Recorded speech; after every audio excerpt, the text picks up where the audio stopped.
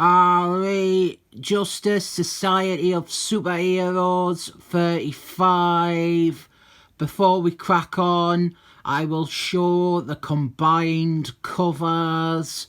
This is issue 34 and 35. They combine together to make this image, and it's fine. It's nothing special. It is slightly hard to get it lined up right due to the possibly intentional height difference between Dr. Fates and Ming the Merciless.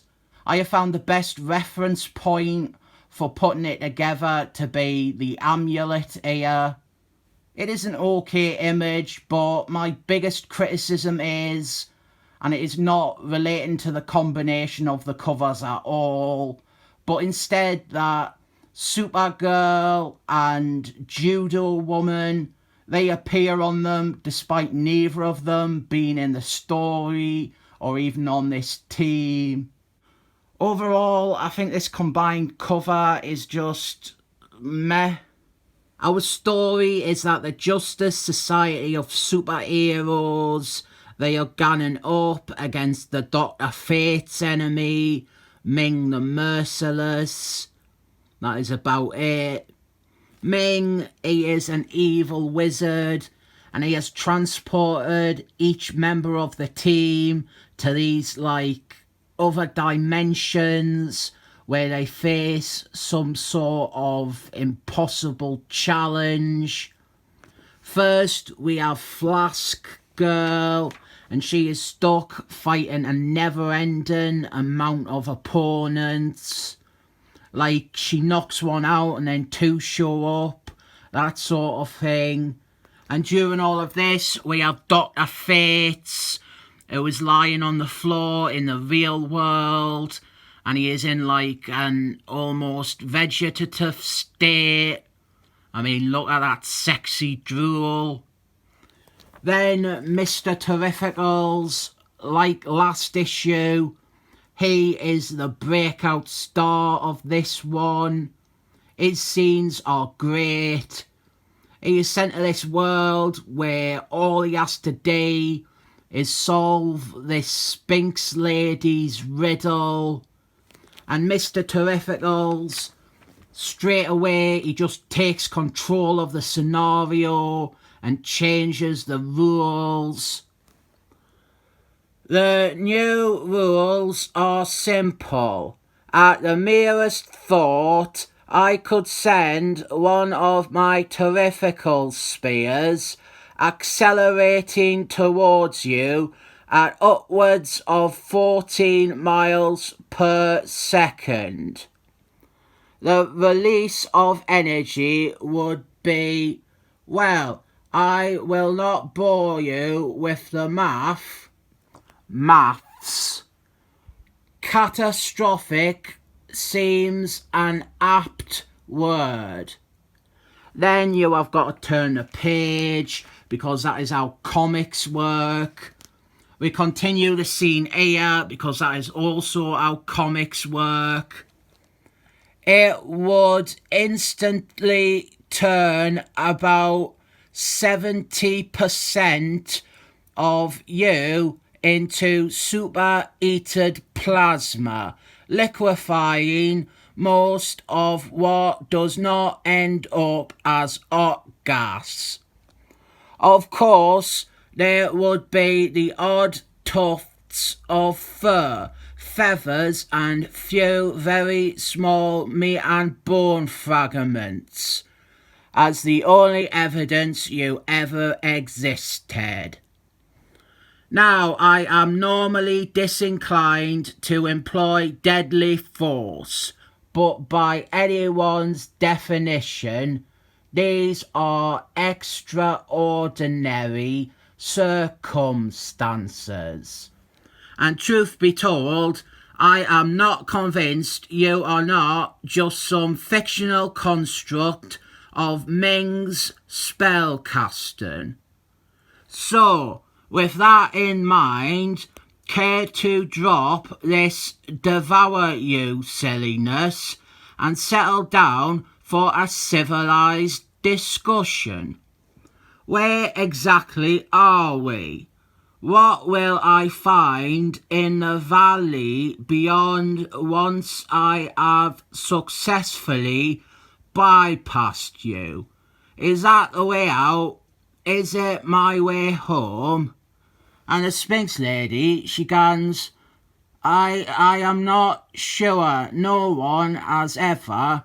And Gordon Terrificals interrupts, he says, then let us find out for the both of us.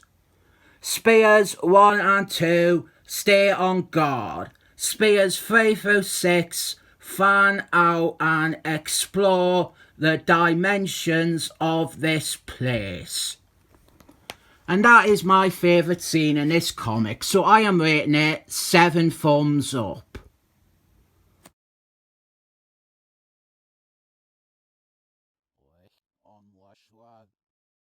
So then Black Panther, he is in a cutesy poo world and he is stuck surrounded by cuddly animal dolls who all want to hug him.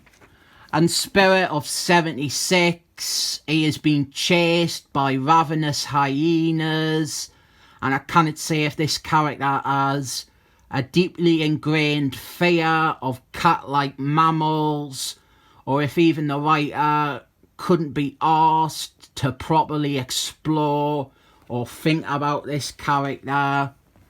Now it is Captain Midnight, and he is a doctor, and his fear is all these sick and ill patients needing his help all at once, and him being unable to provide it. See, that is insightful and character specific.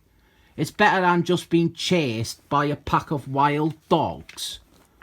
Chain Lightning, she is afraid of a big lightning monster, which is a bit generic, but even that is more thoughtful than hungry wolves.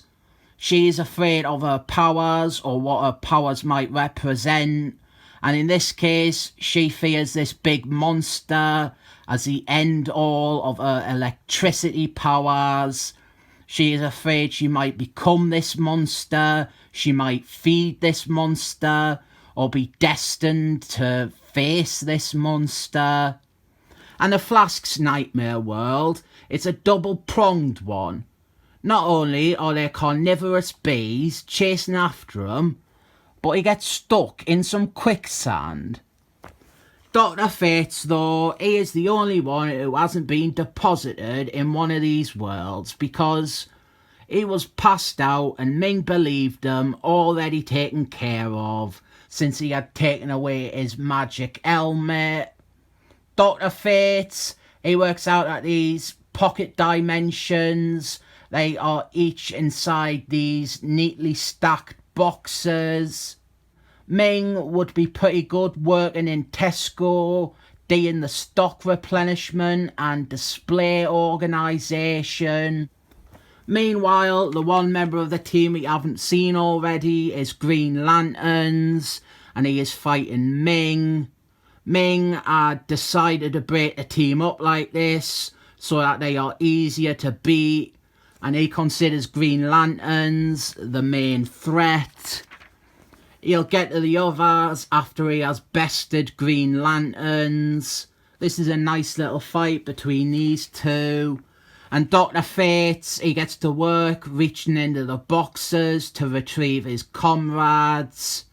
It reminds us of one episode of the Future Dramas, the one where there is an alternative reality inside a box, and then they do a reverse jacket on the box, and the entire world is now inside a box, and then Fly, he does a sit on the box at the end, and everything gets all squashed. I guess it had to be there, really.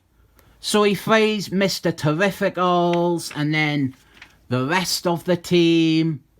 We also find out that Flask Girl, she was up to 128 challenges, which means that she had beat 64 of them. Bad news for the readers is that the team's big plan involves Chain Lightning, who is boring. And then Ming shows up having defeated Green Lanterns. The light wielder did his best and it fell short.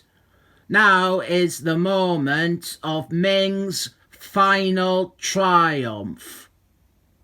Didn't let him know that I told ya, but it is not his final triumph. Chain Lightning uses her electricity powers to jolt Ming and zap his brain into shock, and it is over very quickly.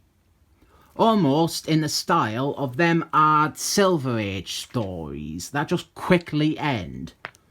Better ending here though. We get to see the team resting after their victory, and we learn that they cast Ming into one of his pocket dimensions, but with all the elements from the different worlds mixed together. I think I said in the first part of this story, this is a solid opening to a run on a book. I think near enough all the team were given something to do, so it passes that test. I will say Spirit of 76 didn't seem to get much in the way of page time. He seems the one they did the least amount of stuff with. Or maybe they did and he is just boring and inessential. Also, what is up with Obsidian Man? He was listed on the team in the first part, but he didn't appear. And other than one oblique reference to him, I don't know what is going on. Is that explained in the next story? Is this run worth getting more of? It has won me around a bit, but I know that sometimes things didn't pan out well, like maybe 4 issues in, an editor decided to take half the characters away, or force useless new characters onto the team, and this lineup already has 2 of them. I do think this was a strong offering, so it is getting the 7 thumbs up from Son of Nimrod.